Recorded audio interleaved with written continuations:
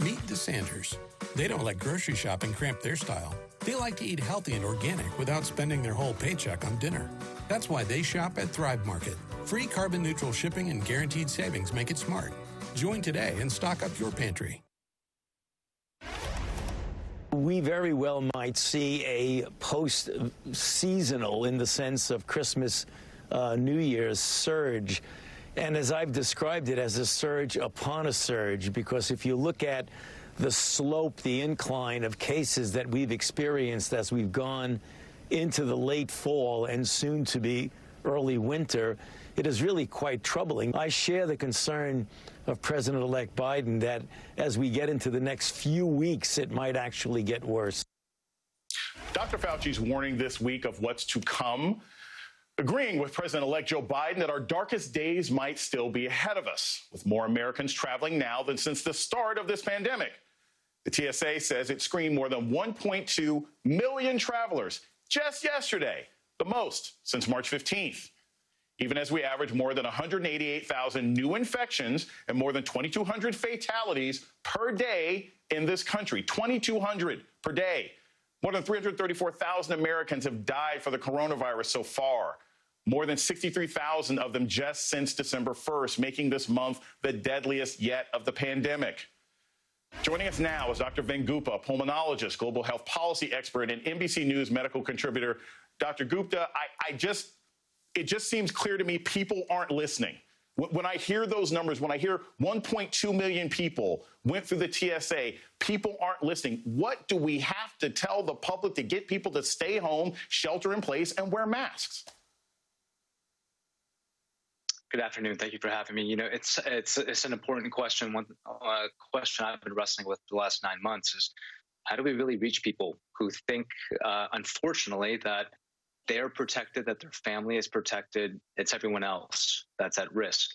And is that thinking that I've personally seen as an ICU doc really befall families and cause people to end up in the ICU who get unwittingly exposed to this virus because a family member may have traveled for Thanksgiving, for example.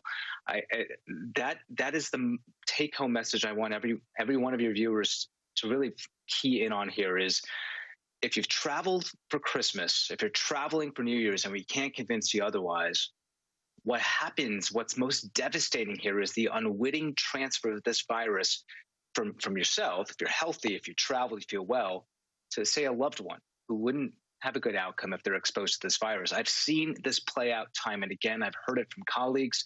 It's this unfortunate part of this virus where a lot of people who get it are asymptomatic, feel otherwise well, but they can transmit it to a loved one in a household setting. That loved one unfortunately ends up in the ICU. This happens, and people need to take note of this because it can happen to your loved one. No one's protected. Do we have any sociology, Dr. Gupta, on change in behavior, right? Obviously, we've seen people traveling more. Are people more inclined to wear masks or be careful if someone in their family has been infected? Or are people still just believing, well, I guess that was just Uncle Rick, or I guess that was Sally, I can still go to my public gym? Are behaviors changing once people have been directly affected by the pandemic? Well, I only have anecdotal evidence of that, and the answer to that is absolutely. I have only if I've seen amongst the individuals I know, and there's selection bias, because I generally only interact with individuals who I'm either caring for, family members whose loved one I'm caring for, people who reach out seeking help.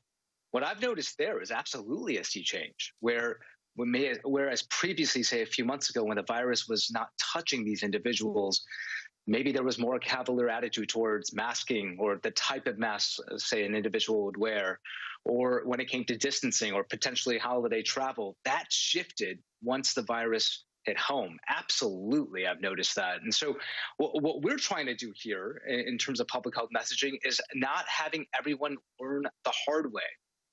And one of the difficult pieces here is continued misinformation. This notion here that the vaccine is going to save us from the worst of this pandemic, which we know is in the coming months, it's not going to save us. My colleagues at the Institute for Health Metrics and Evaluation at the University of Washington, we've been modeling this out. And we know that the vaccine really is not going to start to impact the course of this pandemic until early April. So up until then, it's still vigilance. Only travel when absolutely necessary, which is, frankly, right now, no travel, unless it's emergent. And we can define what is emergent and what's not, but no travel, obviously 3-ply masking, face shielding if you're 55 and older, in my personal opinion, even if you're going out to the grocery store, distancing at all costs, avoiding any indoor gatherings of any type. I mean, these are the things that we need to be thinking about, disaster mindset right now. Because to your point, we're losing up to 3,000 Americans a day, in some cases 3,500. This is no time to be cavalier.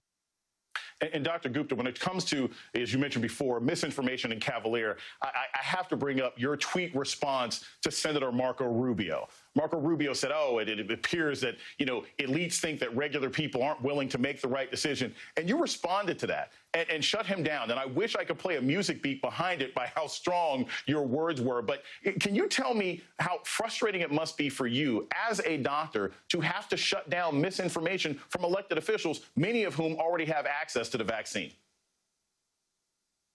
Well, he was wrong for saying that. Just point blank, he was wrong. And he has a platform. People trust Senator Rubio. And what I fear he's doing, and as I've seen from a few of his colleagues, is distorting the concept of personal freedom and talking about personal freedom in ways in which are adversarial to what scientists and public health experts are saying. Listen, all we want is for people to think about personal freedom in the following terms, Jason, that it's the ability to live a long and healthy and prosperous life over the long term.